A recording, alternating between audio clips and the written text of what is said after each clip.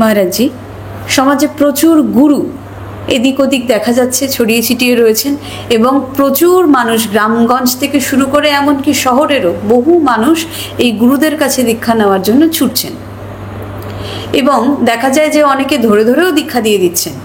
যেমন কিছুদিন পূর্বেই আপনার একটি লেকচার এসছে যে অদীক্ষিতের হাতের জল খেতে নেই বা খাবার খেতে নেই, এইগুলোকে শো করিয়েও অনেকে বলছেন যে তুমি দীক্ষিত নও তো তোমার হাতের জল খাবার খাবো না। সেই কথাকে কাটানোর জন্য অনেকে আবার দীক্ষা নিতে ছুটছেন। তো দীক্ষা নেওয়ার প্রচুর কারণ আছে, কিন্তু যেমন যেমন আমাদের ঠাকুরদা বাবা এদেরকেও দেখেছি যে বংশ পরম্পরায় দীক্ষা নিয়েই চলেছেন, এবং 20-25 বছর ধরে তারা যেমন ছিলেন তেমনই রয়েছেন। কোনো আধ্যাত্মিক বা উন্নতি হওয়ার কিন্তু কোনো সম্ভাবনাই দেখা যাচ্ছে না। প্রণাম মহাকাল স্বামীজি মহারাজ। জয় হোক, কল্যাণ মস্তু, জয় মা। এবার আমাদের প্রশ্ন হচ্ছে যে কোন গুরুর কাছ থেকে দীক্ষা নেব বা নেওয়া উচিত, কোন গুরুর কাছ থেকে, কোন সম্প্রদায়ের কাছ থেকে কি দেখে আমরা নিজেদেরকে সমর্পণ করব, এই বিষয়ে যদি কৃপা করে আমাদেরকে একটু পথ প্রদর্শন করেন। গুরু সম্পর্কিত আলোচনা, বিশদ আলোচনা, বিরাট এবং গভীর তাৎপর্যমণ্ডিত, তাৎপর্যপূর্ণ, ঠিক আছে। ইহার মর্মার্থ কোটি জন্মে উপলব্ধি করা সম্ভব নয়, এবং আমার এই একটি মুখে শুধু নয়, অনন্ত মুখেও যদি গুরু সংবাদের কথা সম্প্রচার করবার চেষ্টা করি আমি, তাহলেও সেটা সম্ভব নয়, ঠিক আছে। একমাত্র যদি ভগবান সদ্গুরুদেব তিনি কৃপা করেন, অর্থাৎ পরমেশ্বর পরম শিব সদাশিব শঙ্কর জগৎগুরু জগন্নাথ অর্থাৎ শ্রী সদ্গুরুদেব তিনি যদি কৃপা করেন তাহলে সম্ভব। তো আপাতত তোমার প্রশ্নের সাপেক্ষে গুরুতত্ত্বের যে ব্যঞ্জনা, যে ব্যাপ্যতা, যে ব্যাপক পরিধি, যে ব্যাপ্য স্থিতি, সমস্ত বিষয় নিয়ে আলোচনা যদি করতে হয় সহজে সংক্ষেপে, তাও কমপক্ষে 3টে এপিসোড শুনতে হবে। অর্থাৎ কমপক্ষেও আমি যদি বলি 20 3 60 মিনিট, তাও সম্ভব হবে না। মানে এতটা সহজ করে বললেও সম্ভব হবে না। কিন্তু বাজার দরে আমি যদি বিজনেস করবার জন্যে, ব্যবসা করবার জন্যে, টিআরপি বাড়ানোর জন্যে গুরু সংবাদের বিক্ষিপ্ত কথাগুলো সম্প্রচার করি, যেটা তথাকথিত পরিভাষায় তথাকথিত সমাজ জীবনে চলছে, তাহলে সেটা খুব 10 মিনিট 8 মিনিটে ফিক্সড হয়ে যাবে, হয় না? এটা কিন্তু আমার পক্ষে সেটা সম্ভব নয়। আমরাও প্রকৃত অর্থই শুনতে চাই, কারণ বহু মানুষ আছে, আমার বহু ভক্ত আছে, বহু ফলোয়ার্স আছে, যারা সত্যিকারের তথ্য, সত্যিকারের সত্য জানতে চায়। তারা কিন্তু নিত্য ভিডিও দেখে, লেকচার শোনে, কন্টেন্টটা ফলো করে, তাই না? সুতরাং তাদের জন্য, যারা শুনতে চান না, তাকে তো আমি জোর করে ঘাড়ে ভূতের মতো চেপে ধরে তো রক্তপাত ঘটিতে কিছু একটা করতে পারবো না। যারা ওই যে সমাজ জীবনে যে বলছিল জোর করে গিয়ে দীক্ষা টিক্ষা দিচ্ছে, এক প্রকার ওই ভূতে চাপার মতো ব্যাপারটি আর কি সমাজ জীবন। সহজ কথায় এখন গুরু এবং গরু, আমি প্রায়শই একটি কথা বলি, খুব কাছাকাছি শব্দ, শুনতে হঠাৎ করে বোঝা যায় যে কি বললো, গুরু বললো না গরু বললো, ব্যাপারটি এরকম। যারা গুরু শব্দটাই শোনেনি তাদের কাছে হঠাৎ করে এটা মনে হবে, ভাই কেন 24 ঘন্টা গরু গরু করছো, বিষয়টি এরকম। আচ্ছা, আমি আমার ছোট জীবনের ছোট্ট একটি কাহিনী বলি, একেবারেই ছোট্ট। তো আমি আশ্রমের নামটি বলছি না, সেই আশ্রমে ছিলাম। তো সেই আশ্রমের যে পুরোহিত, তার একটি মেয়ে ছিল, যাই হোক, যুবতী মেয়ে, বিবাহিত, সবে বিবাহ করেছে। তো আমার সাথে একটি ভাই বোনের সম্পর্ক তৈরি হয়। সে আমাকে একটু ঘাড়ে পিটিয়ে, ঘাড়ে ধরে চুল টেনে ওর বাড়িতে নিয়ে গেল, যে তুই না খেয়ে মরছিস, তুই আমার বাড়িতে চল, ভালো বন্ধু খাবি, তাই বলে একদিন নিমন্ত্রণ করলো। তো ওদের বাড়িতে গেলাম। তো যাই হোক, এবার আমি তো মন্দির থেকে গেছি। এবার মন্দিরের যে আদব কায়দা, আচার, ভাষা, এগুলো তো একটু অন্যরকম হয়। তো আমার তখন খুবই কম বয়স, আমি অ্যাকচুয়ালি তখনও গৃহত্যাগ করেছি অ্যাকচুয়ালি। তো যাই হোক, সেখানে গেছি, দুপুরে খাচ্ছি, ঠিক আছে, সহজ কথা এখন খাচ্ছি বলছি। তো দেখবে বহু আশ্রম মঠে আছে, সেখানে বলে সেবা করছি, ঠিক আছে, সেবা শব্দটি বলা হয়, খাচ্ছি শব্দটা বলা হয় না। তো আমিও তখন তো ছোট, এই শব্দটাই আমি অভ্যস্ত হয়ে যাই। তাই সেখানে গিয়ে আমাকে খেতে দিয়েছে, আমি খাচ্ছি, দেখি কি একটি ইয়াং ছেলে এসেছে, একটু বড় সড়ো দেখতে, ঠিক আছে, সামনে এসে দাঁড়িয়েছে। এবার আমি কথা বলছি, শুনছি। তারপর যখন আমাকে খেতে দিচ্ছে বা খেতে দিয়েছে, আমি গালে তুলবো এরকম একটি মুভমেন্টে ছেলেটি সামনে, তখন আমি বললাম আসুন সেবা করি একসাথে, ঠিক আছে, আসুন সেবা করি। ওই কথাটি ওই ছেলেটি শুনে ও থমকে গেছে আমার দিকে, হতচকিত দৃষ্টিতে তাকাচ্ছে, ভয় পেয়ে যাচ্ছে। আবার আমি তো ছোট, ও অনেক বড়, বিষয়টি ওর যে ভীত সন্ত্রস্ত ব্যাপারটা ওটাও আবার ওর শুট করছে না। তো একটি পর্যায়ে কি হলো ও সরে গেছে ওখান থেকে ভয়ে আর কি। আমি বুঝতে পারছি ব্যাপারটি কি হলো, সরে গেল কেন। তারপরে গিয়ে যে দিদিটা ছিল ওর কাছে কি বলছে জানো কি না, আমাকে না তোমার যে ছোট্ট যে কি একটি ভাইটাই বলেছো না, ওকে খেতে দিচ্ছ, হ্যাঁ, ও বলছে কি জানো, ওকে সেবা করতে বলছে আমাকে। কারণ আমি ওকে বলছি যে তুমি ভাই আমার গা হাত পা টেপাটিপি করো, কিছু একটা কর। আচ্ছা, ও এইটা মিন করেছে। তার মানে এই সমাজের অনেক ছেলে মেয়েরা আছে ইয়াং, এরা কিন্তু ইঞ্জিনিয়ারিং পড়ছে, মেডিকেল পড়ছে, ব্রিলিয়ান্ট স্টুডেন্ট, কিন্তু সেই এই শব্দ সম্পর্কে অভ্যস্ত নয়, মুশকিল হয়ে যাচ্ছে। নয়। তা দেখো, এখন গুরু এবং গরু, সমাজ জীবনে যারা এই গুরু তত্ত্বটাই জানে না, তাদের কাছে গুরু এবং গরু প্রায় একই সমান। এইবার যারা জানে, সারাদিন ধরে গুরু গুরু করছে, তারাও দেখবে এক শ্রেণীর গরুর ভেতরেই পড়ে রয়েছে, ওই গরুর লোজ ধরে পড়ে রয়েছে, বাস্তবিক কিছুই হচ্ছে না, ঘাস খাচ্ছে, সারাদিন ধরে ঘাস খাচ্ছে। যাই হোক, একটু ব্যাপারটি আলাদা। তো এখন সমালোচনা না করে আমরা একটু গুরুতত্ত্বের দিকে চলে যাই, তাহলে পরিষ্কার হয়ে যাবে।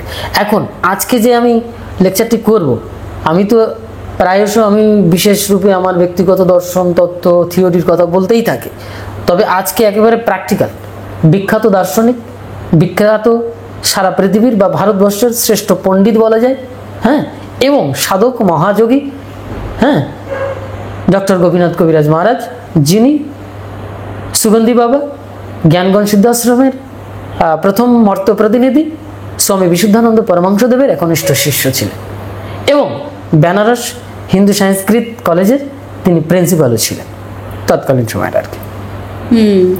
ঠিক আছে। আর ওনার পাণ্ডিত্য তো অবর্ণনীয়, ভাষায় ব্যক্ত করা যাবে না।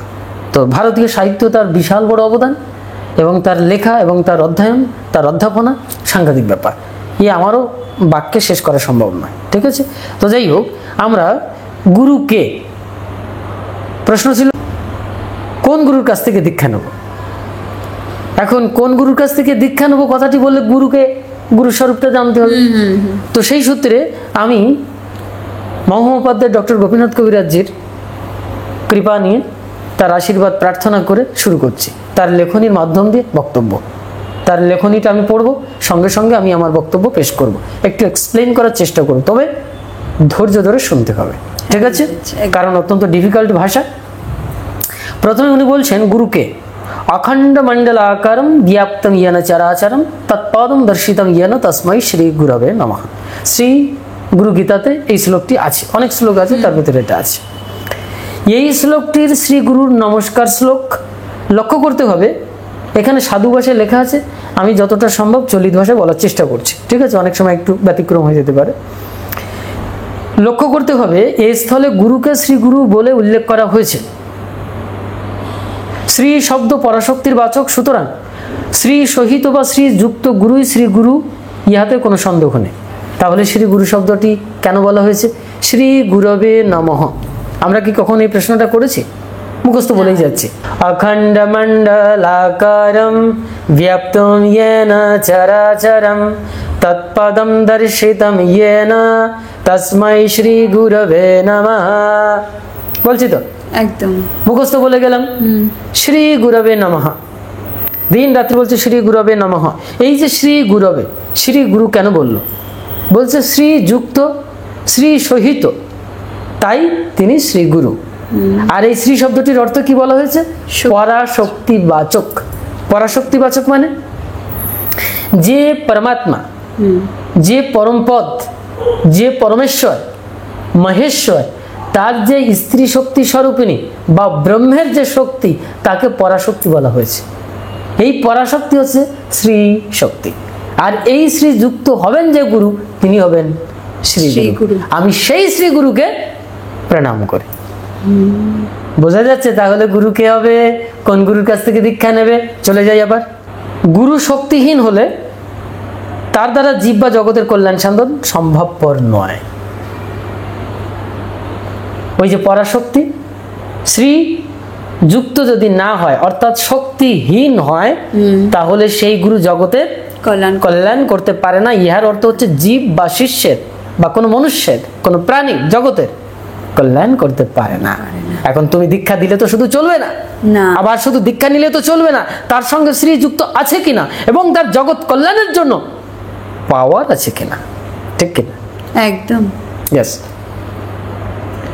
বস্তুত তিনি জীবের উপাস্য নন, এমনকি নমস্কারের বিষয়ভূত নন, কারণ শক্তিহীন শিব অব্যক্ত এবং জীবের পক্ষে অনধিগম্য।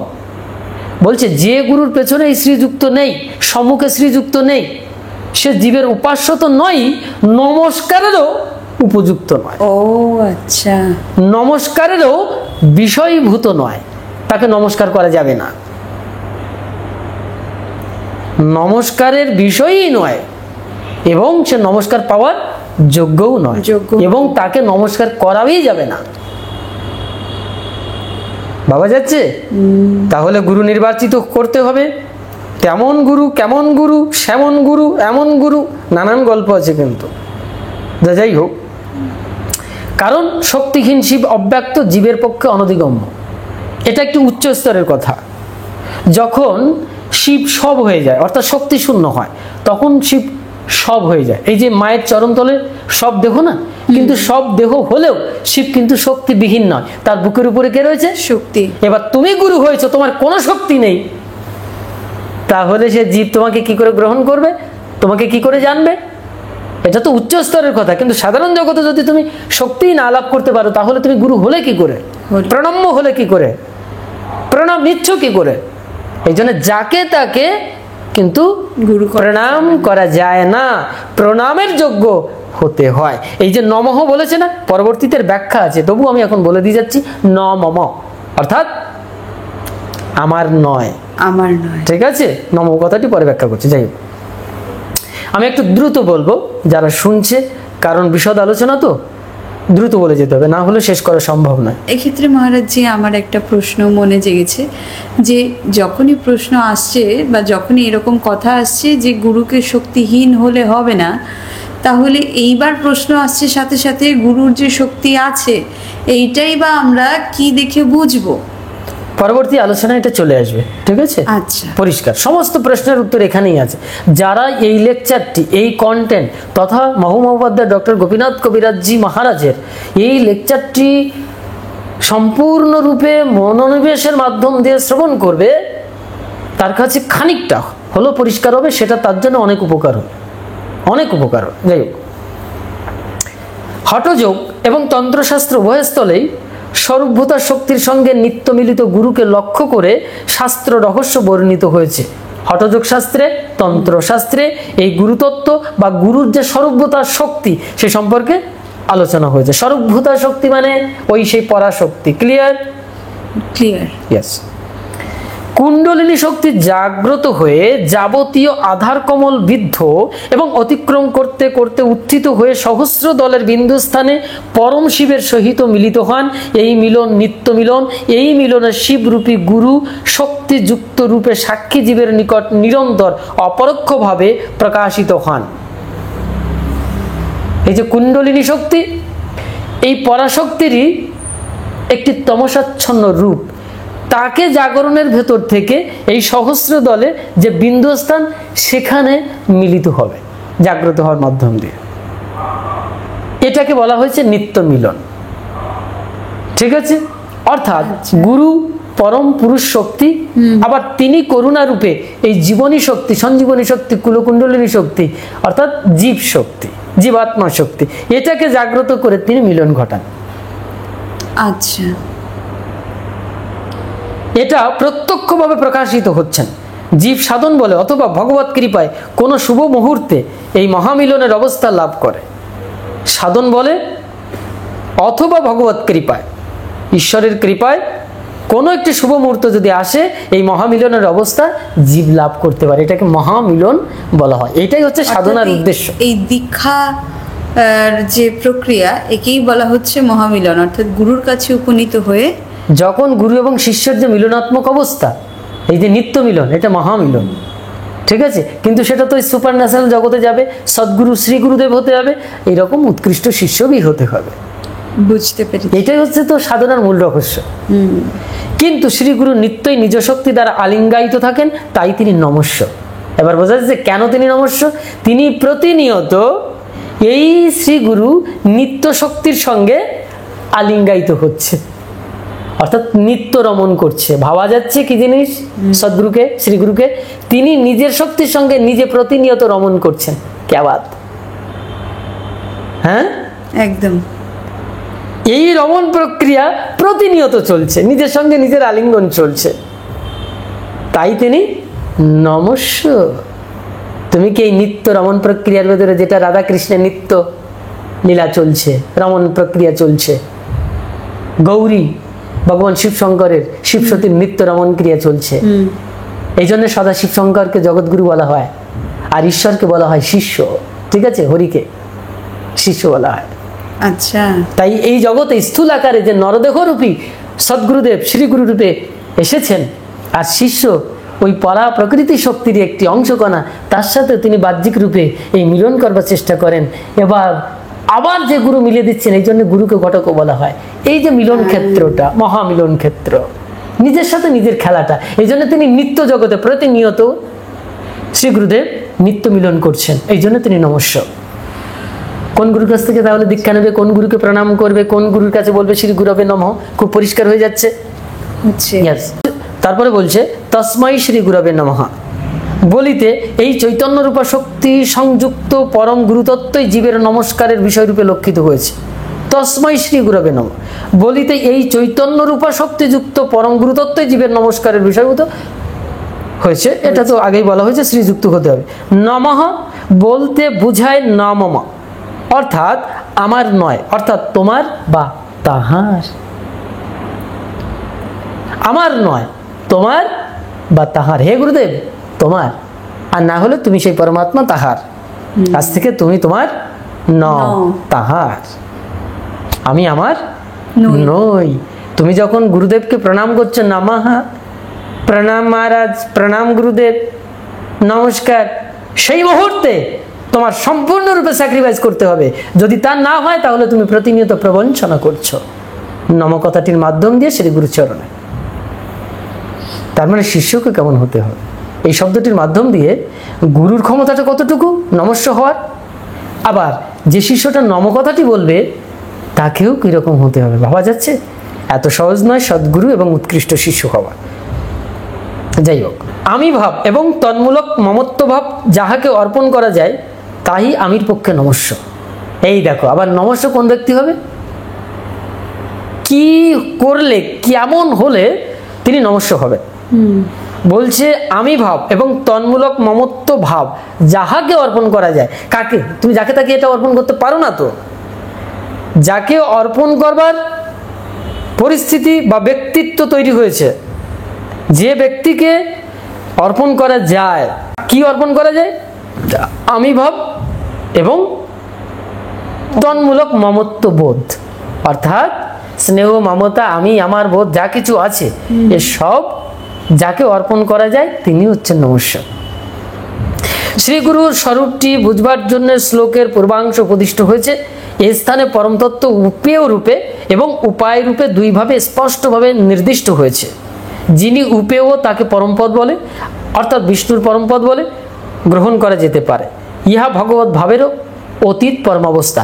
আমরা একটি বেদের শ্লোক পড়ি না, ব্রাহ্মণরা, পুরোহিতরা পড়ে না একটি, কোনটি মহারাজ? তদ বিষ্ণু পরমম পদম সদা পশ্যন্তি সূরয়াঃ, হ্যাঁ, সদা পশ্যন্তি সূরয়াঃ।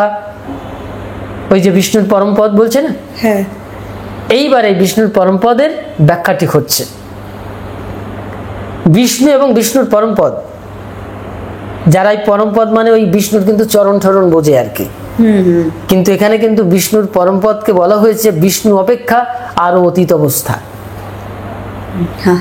ঠিক আছে, এখানে একটি রহস্য। এই শক্তি যিনি লাভ করবেন, তিনি শ্রী গুরু হবেন। এবার চলে যাচ্ছে যে কে গুরু হবেন এবং কার কাছ থেকে দীক্ষা নেওয়া যাবে, কেমন গুরুর কাছ থেকে দীক্ষা নেওয়া যাবে। এই শ্লোকটির ব্যাখ্যা এখানে সুন্দরভাবে করেছেন, যা আমি ইতিপূর্বে কখনোই শুনিনি, জানিনি। প্রত্যেকের কাছে এটা নতুন। কি বলছে, কোন বস্তুকে, পরম তত্ত্বকে প্রাপ্তির জন্য উপেয় এবং উপায়। তো তুমি ভগবানকে পাবে তো, তার একটি উপায় আছে। আর ভগবান হচ্ছে উপেয় বস্তু, যাকে তুমি পাওয়ার চেষ্টা করছো, উপায়ের দ্বারা যাকে প্রাপ্তি আকাঙ্ক্ষা করছি, হ্যাঁ, সেটা হচ্ছে উপেয় বস্তু। আচ্ছা। আর উপায়, গুরু তোমাকে ভগবানকে পাইয়ে দিচ্ছে, উপায় তৈরি করছে, তাই উপায় হচ্ছে গুরু স্বরূপ। ক্লিয়ার? আর উপেয় হচ্ছে ইষ্ট দেবতা। এবার উপায় এবং উপেয় অভিন্ন বলছেন বস্তুত। কি বলছেন? অভিন্ন, এক জিনিস। তাই বলছে যিনি উপেয় তাকে পরমপদ বলে, বিষ্ণুর পরমপদ বলে গ্রহণ করা যেতে পারে। তাহলে উপেয় কি? পরমপদ, বিষ্ণুর পরমপদ। ইয়াই হচ্ছে ভগবত ভাবের অতীত পরমাবস্থা। বিষ্ণুর পরমপদ কি বলা হয়েছে? ভগবত ভাবের অতীত পরম অবস্থা। যিনি ভগবত ভাবের অতীত পরম অবস্থা, বিষ্ণুর পরমপদ কি? এই বাক্যটি পরিষ্কার। তারপরে বলছে পরমপদকে জীবের নিকট প্রকাশিত করেন তিনি গুরু। এই সর্বনাশ! এই যে ভগবত ভাবের অতীত পরম অবস্থা, যে বিষ্ণুর পরমপদ, এটাকে যিনি প্রকাশ করেন শিষ্যের কাছে, যিনি পাইয়ে দেন এই অতীত পরম অবস্থা, অর্থাৎ বিষ্ণুর পরমপদকে পাইয়ে দেন, তিনি তিনি তিনি গুরু। তিনি গুরু। এবার কোনো গুরুর কাছে জিজ্ঞেস করো, আমি গুরুর কাছে জিজ্ঞেস করো যে আপনি কি ওই বিষ্ণুর পরমপদকে প্রাপ্ত, বিষ্ণুর পরমপদকে প্রকাশ করবার ক্ষমতা রাখেন? পাইয়ে ছেড়ে দিন, পাওয়াটাই ছেড়ে দিন। আপনি কি বিষ্ণুর পরমপদকে দর্শন করেছেন? হোয়াট ইজ বিষ্ণুর পরমপদ? পরমপদ কি? পরমপদ কি? বিষ্ণুর পরমপদ দর্শন করেছেন কিনা, এবং সেটাকে প্রকাশ করবার ক্ষমতা রাখেন কিনা, এবং শিষ্যকে পাইয়ে দেওয়ার ক্ষমতা রাখেন কিনা? তাহলে ধরা পড়ে যাচ্ছে পরিষ্কার। তার মানে জীবের নিকট প্রকাশিত করেন এই পরমপদকে, তিনি গুরু হন। পরিষ্কার। গুরু কে হবে? এ নিয়ে আর কোনো ছলাকলার কোনো জ্ঞান, তত্ত্ব, দর্শন, হ্যাঁ, গুগলবাজি, বগলবাজি, এ সমস্ত মানুষকে, পাবলিককে বোকা বানানোর আর কোনো রাস্তা এখানে নেই। খুব পরিষ্কার। ওই রাস্তা থেকে ধরে ধরে দিয়ে দিচ্ছি, ভাই উদ্ধার হয়ে যাবে, এই সমস্ত গল্পগুলো, নাটকগুলো এখন বন্ধ কর সমাজ জীবনে। সহজ কথায় বলছে, কুসংস্কারাচ্ছন্ন সংশয়পূর্ণ বিশ্বাস স্থাপনের থেকে, অপাত্রে বিশ্বাস স্থাপনের থেকে যাচাই বাছাই করে বিশ্বাস করে নেওয়াটা বেটার, বা অবিশ্বাস করাটা বেটার। ভালো। যাই হোক, বস্তুত উপেয়রূপ পরমপদ ও উপায়রূপ গুরু মূলত অভিন্ন। পরিষ্কার হয়ে গেল? বস্তুত উপেয়রূপ অর্থাৎ বিষ্ণুর পরমপদ এবং ভগবান গুরুদেব যিনি পরমপদকে পাইয়ে দিচ্ছেন উপায়, ইহা মূলত অভিন্ন, একই। যারা বিষ্ণু এবং এই যে গুরুকে ফারাক করছেন না, আলাদা করছেন, এখানে সমস্যা আছে তাদের।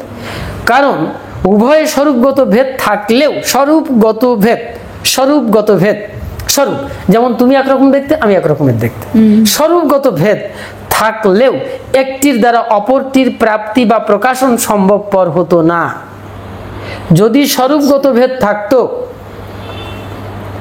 তাহলে একে অপরকে পাইয়ে দেওয়ার ক্ষমতা রাখা যায় না। এখানে যুক্তি দিচ্ছেন কিন্তু মারাত্মক। এই জন্য পরমপদ বিষ্ণু যদি গুরু না হন, তাহলে ওই গুরু ওই বিষ্ণুকে পাইয়ে দিতে পারে না, বিষ্ণুর পরমপদকে পাইয়ে দিতে পারে না। যে যাহা নয় সে তাহা জানে না এবং জানাইতেও পারে না। যে যাহা নয় সে তাহা জানে না এবং জানাইতেও পারে না। সুতরাং যে গুরু হবে তাকে সেই ভগবানই পরমপদই হতে হবে। এক কথায় তাই বলা হয়, সদ্গুরু আর কেউ না, স্বয়ং ভগবানই সদ্গুরু হন। হ্যাঁ, বোঝা গেছে? এই সদ্গুরুর কাছ থেকে দীক্ষা নিতে হবে। সুতরাং যিনি পরমপদ স্বরূপ, তিনি যে বস্তুত গুরুতত্ত্ব, তাতে কোনো সন্দেহ নেই। আর কোনো কিন্তু সন্দেহ থাকলো না গুরুতত্ত্বটা কি। তিনি স্বপ্রকাশে বলে নিজেকে নিজে সদাই জানেন এবং পরম প্রকাশক বলে নিজেকে জগতের নিকট প্রকাশিত করেন। গুরু তাহলে একদিকে কি হচ্ছেন? স্বপ্রকাশক, আবার কি হচ্ছে? পরম প্রকাশক। স্বপ্রকাশক মানে যিনি নিজে নিজেকে জানেন, আর পরম প্রকাশক মানে ওই পরমপদকে তিনি প্রকাশ করছেন জগতের মাঝখানে, জীবের মাঝখানে। এই যে প্রকাশ রূপ ইহাই গুরুর রূপ। কি অদ্ভুত! এই যে প্রকাশ রূপ এটাই হচ্ছে গুরুর রূপ। এই যে পরম প্রকাশ বলো বা স্বপ্রকাশ বলো, এই যে প্রকাশ রূপ, এই প্রকাশ রূপটাই হচ্ছে গুরুর রূপ। তাহলে এবার বোঝো, এই স্বপ্রকাশ রূপ ইহাই পরম পদের স্বরূপ। বোঝো, এই যে স্বপ্রকাশ রূপ ইহাই হচ্ছে পরম পদের স্বরূপ। বস্তুত জীব বা জগতের নিকট সেই পরম বস্তুর প্রকাশ হতে পারে না। এই যে পরম বস্তুর জীব বা জগতের কাছে প্রকাশ হতে পারে না। সুতরাং বুঝতে হবে, গুরু যখন স্বীয় স্বরূপকে অর্থাৎ পরম তত্ত্বকে পরের নিকট প্রকাশিত করেন, তখন পরকে আপন করেই তা করেন, নতুবা তা সম্ভবপর হতো না। কি অদ্ভুত কৃপা! দেখতে পাচ্ছ সদ্গুরুর কৃপা? দেখেছি। কি বলছে যে তিনি যদি ইচ্ছা না করতেন জীবের কাছে নিজেকে প্রকাশ করতে, তাহলে তা কখনো জীবের কাছে প্রকাশিত হতো না, সম্ভবপর হতো না। এই জন্য যতক্ষণ জীবের তৃতীয় নেত্র অথবা জ্ঞানের উন্মিলন না হয়, ততক্ষণ পরমপদ স্বপ্রকাশ হলেও তার নিকট প্রকাশিত হয় না। অজ্ঞান তিমির অন্ধস্য, পরে যাচ্ছে, অজ্ঞান তিমির অন্ধ চোখে তিনি কি করছেন? জ্ঞানের নেত্র খুলে দিয়ে আলো প্রকাশ করছেন, জ্ঞান আলোক। জ্ঞানঞ্জন শলাকা দিয়ে তিনি কি করছেন? অন্ধ চক্ষু মিলন করছেন, আলো দিচ্ছেন, জ্ঞানের আলো। তাই বলছে ওই জ্ঞাননেত্র যদি না খোলে, ততক্ষণ যদি স্বপ্রকাশক শক্তি ঈশ্বরও হয়, তবু সে জীব জানতে পারে না সেই পরম পদকে। তাহলে এখানে কিন্তু একটি জিনিস আমরা পরিষ্কার বুঝতে পারছি, এই যে অজ্ঞান তিমিরান্ধস্য জ্ঞানাঞ্জন শলাকয়া চক্ষুরুন্মিলিতম येन তস্मै শ্রী গুরবে নমঃ। এই যে জ্ঞান নেত্র, এই জ্ঞান নেত্র যখনই ওপেন হয়ে যাচ্ছে বা যিনি করে দিচ্ছেন এই জ্ঞান নেত্র বা জ্ঞান, ইনি হচ্ছেন গুরুদেব। গুরুদেব। এই জন্য শিবকে কি বলা হচ্ছে? আদি গুরু। শিবের এই চোখটাকে কি বলা হচ্ছে? জ্ঞান নেত্র বা শিবনেত্র। শিবনেত্র কেন? জ্ঞাননেত্র কেন? অর্থাৎ এই সত্যি এই জ্ঞাননেত্র যখনই ওপেন হয়ে যাচ্ছে, তখন সে শিবকে জানতে পারছে। তার মানে শিব এবং এই জ্ঞান বা নেত্র অভিন্ন। অভিন্ন। কি অদ্ভুত বিষয়! তাই এখানে গুরু যে জ্ঞান চক্ষুটা খুলে দিচ্ছে, অর্থাৎ জ্ঞাননেত্র ওপেন করছে, জ্ঞান নেত্র এবং জ্ঞান, আবার গুরু যিনি খুলে দিচ্ছেন, হিয়া অভিন্ন। অভিন্ন। তার মানে অজ্ঞান তিমির অন্ধস্য শুধু মুখস্থ বললে কিন্তু গুরুর উদ্দেশ্যে বললে হবে না। যে গুরু এই স্বয়ং জ্ঞাননেত্র, স্বয়ং জ্ঞান নেত্রকে ওপেন করতে পারেন এবং সেই পরম পদকে দর্শন করাতে পারেন, এবং স্বয়ং যিনি জ্ঞান, তিনি শ্রী গুরুদেব। শ্রী গুরুই এই জ্ঞাননেত্র উন্মেষের কারণ। তার মানে কি বোঝা যাচ্ছে? শ্রী গুরু এই জ্ঞাননেত্র উন্মেষের কারণ। অনাদি অজ্ঞান পাশে আবদ্ধ জীব যতক্ষণ শ্রী গুরুর কৃপায় এই জ্ঞান নেত্রের উন্মিলনের সৌভাগ্য লাভ না করে, ততক্ষণ তার পক্ষে মিথ্যা দর্শন ব্যতিরেকে পরমার্থ দর্শনের সম্ভাবনা কোথায়? যতক্ষণ গুরুদেব এই জ্ঞান নেত্র ওপেন না করে দিচ্ছে তার কৃপা বলে, ততক্ষণ মিথ্যা দর্শন ব্যতিরেকে পরমার্থ দর্শনের সম্ভাবনা কোথায়? পরমপদ দর্শনের সম্ভাবনাই নেই। তার মানে গুরুই হচ্ছে জ্ঞাননেত্র প্রকাশ করবার কারক বা কারণ। বুঝা গেছে? ইনি হবেন সেই শ্রী গুরুদেব, সদ্গুরুদেব বা গুরুদেব। তার কাছ থেকেই দীক্ষা নিতে হবে। তিনি জীবের কল্যাণ করতে পারেন, জগতের কল্যাণ করতে পারেন। স্বপ্রকাশ জ্ঞেয় বস্তু নিত্যই সন্নিহিত রইয়াছে, কিন্তু অন্ধ জীব সন্নিহিত পদার্থ দেখতে পায় না। বলছে এই যে পরম বস্তু সবসময় নিত্য সন্নিহিত, অর্থাৎ কাছে রয়েছে, কিন্তু অন্ধ ব্যক্তির কাছে আলো থাকলেও কি সে দেখতে পায় না? পায় না। ঠিক যে ব্যক্তির এই জ্ঞান নেত্র যার খোলেনি, তার কাছে কি এই পরম বস্তু নেই। সুপ্ত জ্ঞান জেগে উঠলে পরম সত্য বা পরম পদের অন্বেষণ করতে হয় না, তাকে নিত্য প্রাপ্ত রূপে উপলব্ধি করা যায়। নিত্য যে বস্তু, সুপ্ত জ্ঞান যদি জেগে ওঠে, তাহলে এই পরম সত্য অন্বেষণ করতে হয় না, ওটা তো রয়েছে সব সময়। এই জন্য যে গুরুদেব এ বাইরে খুঁজতে হয় না, গুরুদেব সবসময় নিত্য বর্তমান। সময় আনে পর তা প্রকাশ পাবে, তাকে নিত্যপ্রাপ্ত রূপে উপলব্ধি করা যায়। এই যে পরম পদের কথা বলা হলো, ইহাই মুখ্য বিষ্ণুপদ বা বিষ্ণুর পরম পদ। যা নিত্য মুক্ত পুরুষ সর্বদা প্রত্যক্ষ করে থাকেন। সদা পশ্যন্তি সূরয়াহা, দেবতারা প্রতিনিয়ত দর্শন করছেন। এই কথার অর্থ হচ্ছে এই যে মুক্ত পুরুষগণ, যাদের এই জ্ঞান নেত্র ওপেন হয়ে গেছে, তারা প্রতিনিয়ত ওই বিষ্ণুর পরম পদ দর্শন করছেন। আর এই মুক্ত পুরুষ, পরম পুরুষ যে সদ্গুরুদেব, ইনিও মুক্ত পুরুষ, আবার যে শিষ্যকে দেখিয়ে দিচ্ছেন, এই উপায় স্বরূপ গুরুদেবের কৃপা অনুসারে ওই পরমপদ উপেয়কে দর্শন করতে পারছে। এর নাম হচ্ছে সদা পশ্যন্তি সূরয়াহা। বিষ্ণু কাহাকে বলে? এবার চলে যাচ্ছে মাঝখানে একটু বিষ্ণুর কথা চলে আসুক। বিষ্ণু কাহাকে বলে? যিনি ব্যাপক, যিনি সম্যক রূপে সর্বভূতে অনুপ্রবিষ্ট আছেন, তিনি বিষ্ণু। কেবল যিনি সর্বব্যাপক এবং সর্বভূতে অনুপ্রবিষ্ট আছেন, প্রবেশ করে আছেন, তিনি হচ্ছেন অনুপ্রবিষ্ট, প্রবেশ করে আছেন বা অনুর মতো করে আছেন, যেটাই বলো, প্রবেশ করে আছেন সমস্ত বস্তুর ভেতরে, পদার্থের ভেতরে, ভূতের ভেতরে, তিনি হচ্ছেন বিষ্ণু। অর্থাৎ পরমাত্মা এবং বিষ্ণু একই অভিন্ন সত্তা। সর্বভূত বলতে কি? স্থাবর এবং জঙ্গম, চর এবং অচর সকল পদার্থই বোঝাচ্ছে। ঠিক আছে? এই যে অখিল পদার্থ এবং তার সমষ্টি, তার কার্য এবং কারণ উভয়াত্মক রূপে অখণ্ড মণ্ডল ভাবে প্রকাশিত হয়ে থাকে। ওই যে অখণ্ড মণ্ডল আকার কি, এটা এখানে ব্যাখ্যা করছে। অর্থাৎ চরাচর অখণ্ড মণ্ডলের আকারে দীপ্তমান। এই যে চর এবং অচর, চর মানে কি জানো? চর মানে চিত, আর এখানে অচর মানে অচিত। ঠিক আছে? এই চরাচর, চিত অচিত যা কিছু আছে, স্থাবর জড়, আবার জীব জঙ্গমম যা কিছু আছে, এর সবকিছুর কার্যকারণ উভয়াত্মক রূপে অখণ্ড মণ্ডল ভাবে প্রকাশিত হয়ে আছে। অখণ্ড মণ্ডল আকারম ব্যাপ্তম গুরু। বোঝা যাচ্ছে কোন অখণ্ড মণ্ডল আকারে পরিব্যাপ্ত গুরু?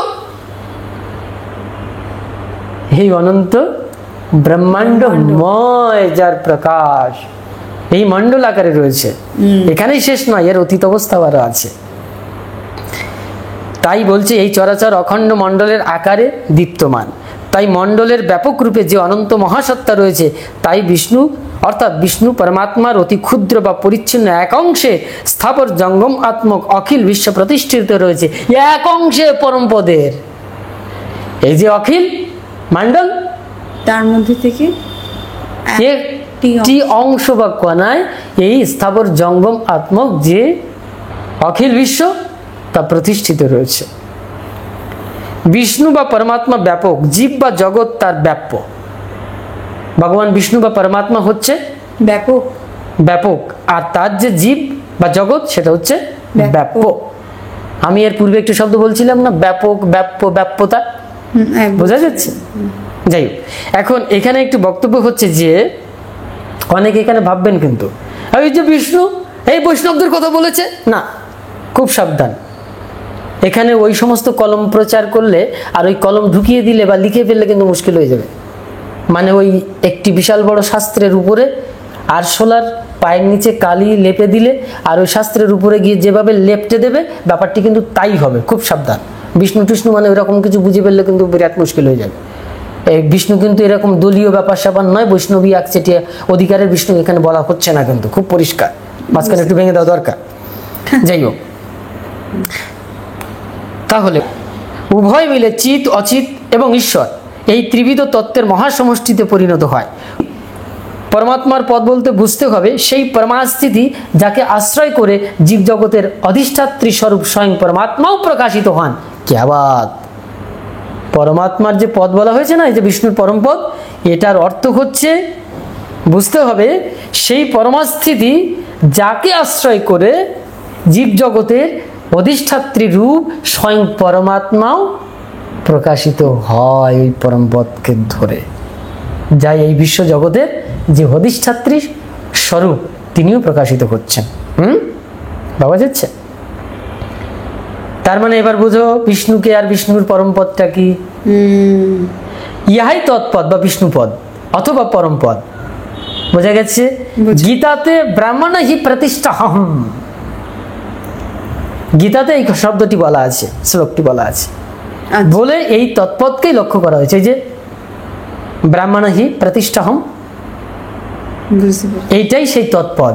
গীতার এই ব্যাখ্যাটা কি করবে? কৃষ্ণ বলছে ওই সেই তৎপদ পরম বিষ্ণুর পদ, ভাবা যাচ্ছে? যাই হোক, যিনি এই তৎপদকে প্রত্যক্ষ ফুটিয়ে তোলেন বা প্রকাশিত করেন তিনি গুরু। ক্যা বাত! তাহলে গুরুর কি ক্ষমতা? ওই পরম পদকে ফুটিয়ে তুলছে বা প্রকাশ করছেন একটি সাধারণ জীবের সামনে, শিষ্যের সামনে। তাহলে সেই গুরুকে শ্রেষ্ঠ বলা হয়েছে। একটু পরেই আমরা যাচ্ছি, মজার ব্যাপার। এর উপরে তো আর কিছু নেই, পরম পদের উপরে তো আর কিছু নেই। না, কিন্তু দেখো তার উপরে গল্পটা চেঞ্জ হচ্ছে কিভাবে। গুরু কি জিনিস পরিষ্কার হয়ে যাবে। এই যে যারা না জেনে নিজেদের নামের আগে গুরুটা লাগান না, হ্যাঁ, এই লেকচারটি শুনবার পরে, এগুলো তো আমার কথা নয়, এগুলো বিশ্বের, ভারতবর্ষের বড় বড় মহাযোগী বিখ্যাত মহাপুরুষদের সিদ্ধান্ত, যারা লক্ষ লক্ষ শাস্ত্র অধ্যয়ন করেছেন সুপ্রাচীন কাল থেকে, একদম। যার সিটিপোটা আমরা কিছুই জানি না, যারা গুরুগিরি করছেন, তাদের এটা ধ্যান দেওয়ার প্রয়োজন আছে। সময় থাকতে অন্তত সারেন্ডার করা উচিত যে আমি গুরু নই। তাহলে হয়তো তার বাঁচার একটি রাস্তা তৈরি হবে। না হলে সেও মরেছে, তার শিষ্য ওটাও মরেছে। একটি গল্প আছে, মাঝখানে একটু বলে রাখি, হ্যাঁ ঠিক আছে? হ্যাঁ হ্যাঁ মহারাজ। ওই একজন সাধক ঘুরতে ঘুরতে যাচ্ছিল তার কিছু শিষ্যদেরকে নিয়ে। তা একটি মাঠের ভেতরে গেছে, তা দেখছে কি একেবারে চৈত্র কাঠফাটা রৌদ্রের মতো, হ্যাঁ, কাঠফাটা রৌদ্রের যে তপ্ততা, যেখানে মাটি ফেটে গেছে, চৌচির হয়ে গেছে, কাঠ ফেটে যাচ্ছে, এরকম একটু গরম। হঠাৎ করে দেখে সেই মাঠের মাঝখানে একটুখানি জল, হ্যাঁ, এরকম টলমল করছে বা এরকম বুদবুদ উঠছে, এরকম ব্যাপার। তো সেই শিষ্যরা তার গুরুদেবকে জিজ্ঞেস করছে, আচ্ছা গুরু মহারাজ, এখানে মানে শুকনো মরুভূমির মাঝখানে কোথার থেকে এই এক ফোঁটা জল বুদবুদ করে উঠছে, ব্যাপারটা বলুন তো, কি ব্যাপার? তো বলছে, এখানে একটু খুঁড়ে দেখো, জল পাবে। তারপরে খুঁড়তে খুঁড়তে দেখে কি, সামান্য খুঁড়তেই দেখে যে অগভীরে একটি বড় ব্যাঙ, আর একটি বড় ব্যাঙের সঙ্গে ছোট ছোট ব্যাঙগুলো রয়েছে অনেকগুলো। ওই একটুখানি জলের ভিতরে ওরা কোনো ক্রমে বেঁচে আছে। তো শিষ্যরা জিজ্ঞেস করলেন, মহারাজ, এইরকম কাঠফাটা রৌদ্রের ভেতরে এরা কত কষ্টের ভেতরে এখানে বেঁচে আছে, এরা কারা, কি ব্যাপার, কি বৃত্তান্ত? তো বলছে, তাহলে শোনো, ওই যে বড় একটা ধেড়ে ব্যাঙ দেখছো, এটা হচ্ছে এদের গুরু। আচ্ছা। আর ওইখানে যে ছোট ছোট বাচ্চাগুলো দেখছো কষ্ট পাচ্ছে, এরা হচ্ছে আমার শিষ্য। তো বলছি, কি করে সম্ভব? গুরু শিষ্য তো পবিত্র সম্পর্ক, এ তো পবিত্র সম্পর্ক। আমি দীক্ষা নিয়েছি, আমি উদ্ধার হয়ে গেছি, আমরা তো যাবৎকালে এটাই জেনেছি। তাহলে গুরু মহারাজ এটা কি করে হলো? ব্যাঙ হলো কি করে গুরু? তা বলছে, এই গুরু সিদ্ধ গুরু নয়, সদ্গুরু নয়, শ্রী গুরু নয়, সঠিক গুরুই নয়, প্রকৃত গুরুই নয়। কিন্তু উনি গুরুগিরি করেছিলেন। উনি নিজে তো কিছুই জানতেন না, উদ্ধার হয়নি, উনি পরামুক্তি সম্পর্কে কিছুই জানতেন না, এই জন্য উনি নিজেও মরেছেন, আর যাদেরকে দীক্ষা দিয়েছেন তারাও মরেছে। এই জন্য সবাই মিলে ব্যাঙ হয়ে ডাকাডাকি করছে। সাবধান, গুরুরা তো আগে সাবধান হও। ওই ছোট ছোট বাচ্চা ব্যাঙের উদ্ধারের রাস্তা আছে, কিন্তু যারা এই অপসংস্কৃতির গুরুগিরি করছেন, যেটা গয়রস্যুকারটা নেই, তাদের জন্য কিন্তু খুব মুশকিল। ব্যঞ্জন বর্ণ স্বরবর্ণ ভালো করে শিখে আসতে হবে। হ্যাঁ, তাই না? যাই হোক, আমরা এখানে তাহলে বুঝতে পারছি, যিনি এই তৎপদকে প্রত্যক্ষ ফুটিয়ে তোলেন, প্রকাশিত করেন, তিনি গুরু। জীবের জ্ঞানচক্ষুর উন্মিলন দ্বারাই ইহা নিষ্পন্ন হতে থাকে, তাতে কোনো সন্দেহ নেই। শ্রী গুরু ভিন্ন এই প্রকার অঘটন ঘটাবার সামর্থ্য আর কারও নেই। এখানে ডক্টর গোপীনাথ কবিরাজ মহারাজ ডিরেক্ট বলছেন, শ্রী গুরু ভিন্ন, সদ্গুরু ভিন্ন কারো এই অঘটন ঘটাবার ক্ষমতা নেই, সামর্থ্য নেই, কারও নেই। এখানে আমরা বুঝতে পারলাম, অচর হতে চর শ্রেষ্ঠ, চর হতে বিষ্ণু বা পরমাত্মা শ্রেষ্ঠ, বিষ্ণু বা পরমাত্মা থেকে তৎপদ শ্রেষ্ঠ, আবার এই তৎপদ পরমপদ শ্রেষ্ঠ বস্তু, এবং বস্তুত পরমপদ হতেও এক হিসেবে শ্রীগুরু শ্রেষ্ঠ। কেবার বুঝতে পারছ? পরমপদ পদ কিন্তু কোথায় চলে যাচ্ছে? অচর থেকে চর শ্রেষ্ঠ, চর থেকে বিষ্ণু বা পরমাত্মা শ্রেষ্ঠ, আবার বিষ্ণু বা পরমাত্মা থেকে বিষ্ণুর তৎপদ শ্রেষ্ঠ, আবার এই তৎপদ বা পরমপদ থেকে বস্তুত পরমপদ থেকেও শ্রেষ্ঠ হচ্ছে এক হিসেবে শ্রী গুরু। গুরু এবং পরমপদ বস্তুত অভিন্ন, ইহা অভিন্ন। ওই যে পরমপদ আর এই গুরু হচ্ছে অভিন্ন। তথাপি যখন ওই গুরু বা পরমপদ শ্রী সংযুক্ত হন তখনই তার উৎকর্ষ, কারণ শ্রী গুরু ভিন্ন পরমপদ জেনে জানাবার ক্ষমতার কারণেই থাকতে পারে না। শ্রীরহিত গুরু বস্তুত গুরু পদবাচ্যই নয়, বলছে শ্রীরহিত গুরু বস্তুত গুরু পদবাচ্য নয়। এটা আপনি সবার প্রথমেই বললেন এই বিষয়টা। যদিও তিনি পরম সত্যের সাথে অভিন্ন তাহাতেও সন্দেহ নেই, যদিও বলছে কিন্তু শ্রী সহিত না হলে তিনি গুরু পদবাচ্য হন না। বোঝা গেছে কোন গুরুর কাছ থেকে দীক্ষা নেবে। আজকের এই আলোচনার সারার্থ এখানেই কিন্তু শেষ নয়। আপাতত আমরা এখানে একটি মর্মার্থ নিয়ে শেষ করছি, ঠিক আছে? সাবধান বাণী নিয়ে শেষ করছি, সতর্কতার বাণী নিয়ে শেষ করছি। সুতরাং আরেকটি যে পার্ট আসবে, ঠিক আছে, আমি আশা করছি 3 পার্টের নয়, আমি আরেকটি সেকেন্ড পার্টের ভিতরে কমপ্লিট করব, হবে কিনা জানি না, অপেক্ষা করতে হবে, ঠিক আছে? নিশ্চয়ই মহারাজ, আমরা শুনতে বড্ড ওকে। এর পরের তো আলোচনা রয়েছে অজ্ঞান তিমিরান্ধস্য জ্ঞানাঞ্জন শলাকায়, বহুত আলোচনা রয়েছে। মানে গুরু কি, গুরু স্বরূপ কি আরো প্রকট রূপে বলা হচ্ছে, তো সেই জন্য অপেক্ষা করতে হবে, ঠিক আছে? আজকে এই পর্যন্ত। যারা শুনেছেন তাদের জীবন সার্থক হলো বলে আমি মনে করি। আর যদি কেউ মানে সামান্য যদি কারো হৃদয় স্পন্দন তৈরি করে ডক্টর গোপীনাথ কবিরাজজি মহারাজের এই অমৃতময় বাণী, তাহলে আমি নিজে কৃতার্থ হব। আর তাহাদের তো অগণিত অসংখ্য অপরিমেয় আশীর্বাদ বর্ষিত হবে এই জীবের প্রতি। জয় মা, জয় গুরু, প্রণাম। জয় জয় শ্রী শ্রী স্বামী বিশুদ্ধানন্দ পরমহংস দেব মহারাজ কি জয়।